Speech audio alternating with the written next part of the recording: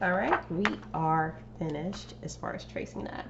Now the next step that we are going to do now is to create this texture that you see here. That beautiful scale-like texture. So what you're going to do is we're going to draw a little marking. And as you can see here, this is really considered the front. I put a little F and use a Sharpie for that, and I put a B for back. And so on the surface that you just got finished tracing, we're going to put those markings right where the double line is in the center. So here I'm just going to make a little mark, and look at that. That looks really, really, really good. So let's go ahead and finish it off. So here,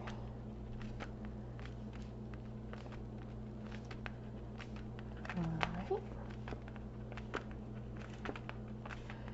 I'm going pretty fast here. This is for my teachers, y'all. And of course my older students. I am an elementary teacher, and I have been for quite some time, for about 10 years. Yes, I am a veteran. Which means I know what I'm doing here. And I try my best to find unique and interesting projects for my students to do every year. Probably with the exception of kindergarten, of course, because a new group always come. So I can feel and, oh yeah, I'm gonna put some alcohol on a piece of paper towel and wipe the excess ink. See, look at that. If you have some on the side of your hands, yeah. All right, you can wipe that for sure. So I'm gonna flip it over. That's what we want. We're going to do the same thing. This time, little markings inside. I'm going to start with a larger one so you can see. So I'm still at the back of this, and you're just going to make just a line here. And you're going to do that for every single one of them, as you can see there. Okay.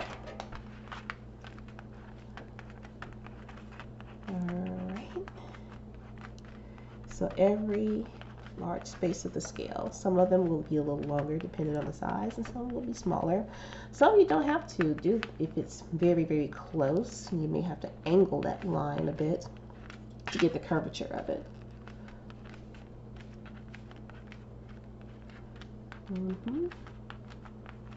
Like this one, I'm just going to leave that be.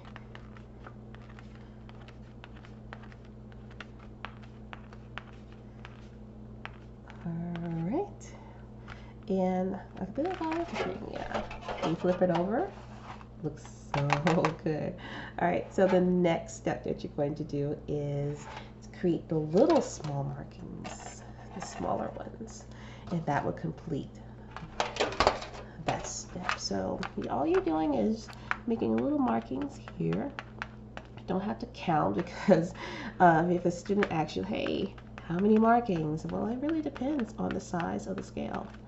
So don't count, just make little tiny markings, not dots. I would say dash lines. And then flip it over so you can see. Look, already. Oh yeah. This is going to look phenomenal.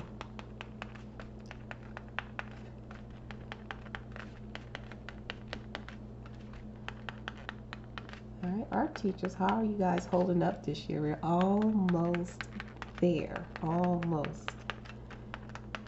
Which grade level is your most challenging? For me, it's kindergarten. My goodness. You know, because they start off not knowing. That's normal. Very normal. So you got to be patient with them to help build those skills.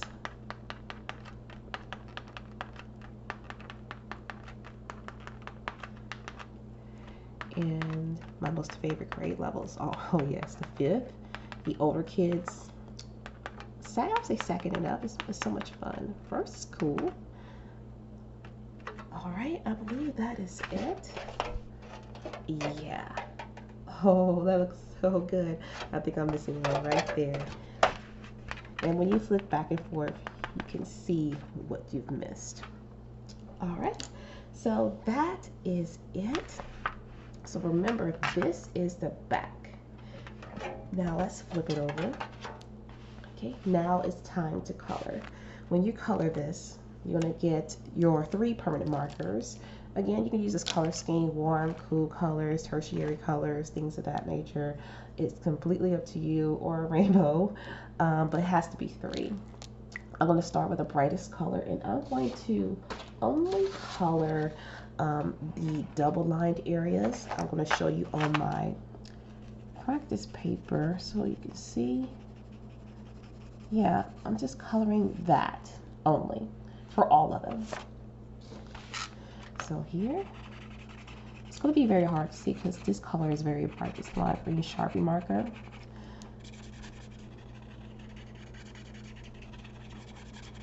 And when we're finished, we're going to do some color blending. Yeah. So I already have one prepared here. Like, look at that. Like, I wish, it's like the video doesn't give it justice, but it had this bejeweled look to it. So remember, it's very important for you to mark. The last thing you want is for your students to color the wrong side and then having to start over. That is such a sucky feeling.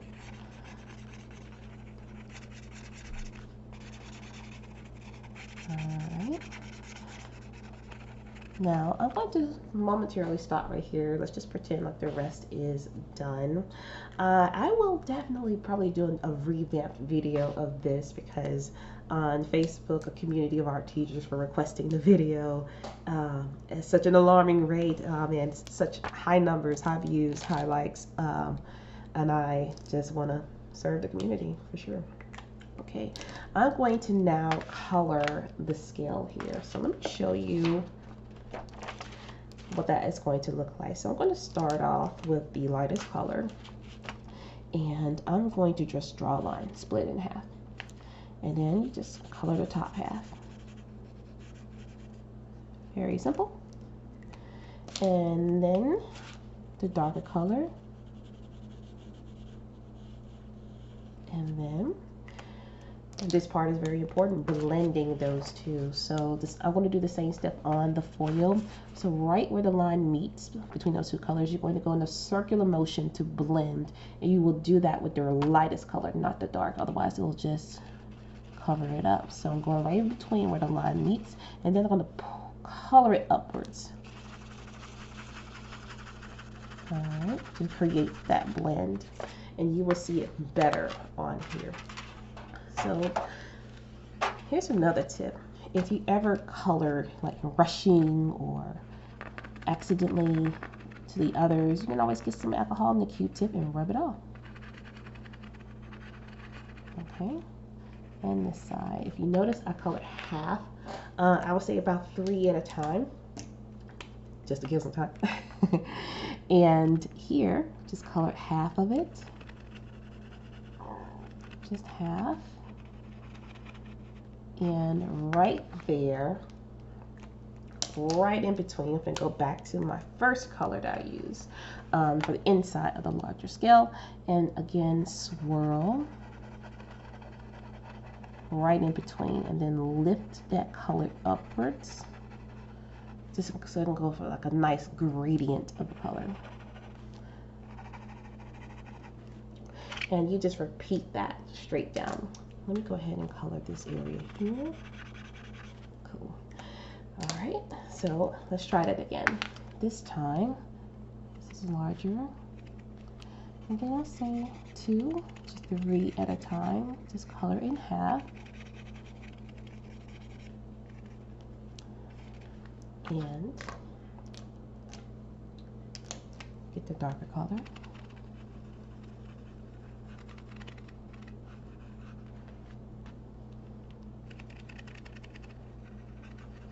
And I'm going to go back, and remember, right where the line meets, you go in a scribble like circular motion to mix those two colors and lift that color upwards. I like to do color schemes best because the colors blend well, because if you try to do red and And some other random color like green. Of course, you're gonna get this brownish color. Not unless that's the look theme that you're going for. By all means, give that a try. But I do inform my students that, you know, you can do complementary colors, and but for blending, especially if you're a beginner, like go into the same color family. All right, I almost used the wrong for that, but good news, I would have just wiped it off. Okay, and that's pretty much how you do that. All right, and you blend those two colors. All right, and it should be this nice, beautiful look. Oh yeah, that looks so good. So I'm going to go ahead and finish coloring the rest, and then I will get back to you guys for the last few steps, which is to cut this out, do the dragging eye on the black construction paper using Prisma coloring pencils and just a tiny bit of white paint or acrylic markers, and then just glue that on there, punch a hole, and boom. We're going to see that dragon busting out of the egg. That is the illusion that we want to give it. So yeah, see you for the next video.